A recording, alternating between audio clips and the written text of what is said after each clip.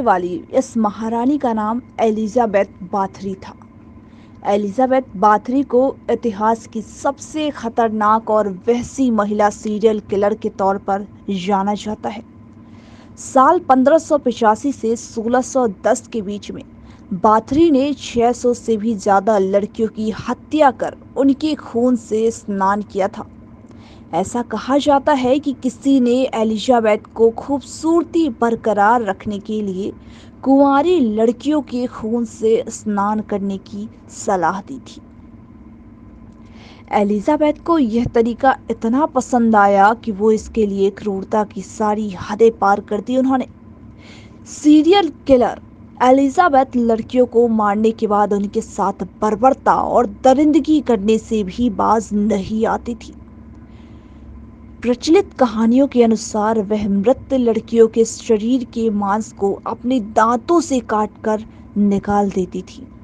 कहा यह भी जाता है कि एलिजाबेथ बाथरी के इस भयानक जुर्म में उसके 3 नौकर भी उनका साथ देते थे।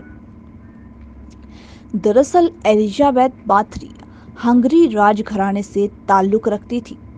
एलिजाबेथ की शादी फेरेंक नेडर्सी नाम के शख्स से हुई थी, जो तुर्कों के खिलाफ युद्ध में हंगरी का नेशनल हीरो था। लड़कियों को अपने चुंगल में फंसाने के लिए एलिजाबेथ बहुत बड़ा जाल बुनती थी।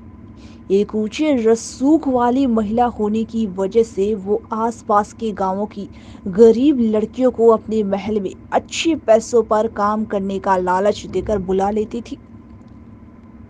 लेकिन लड़कियां जैसे ही महल में आती थी वो उन्हें अपना शिकार बना देती थी।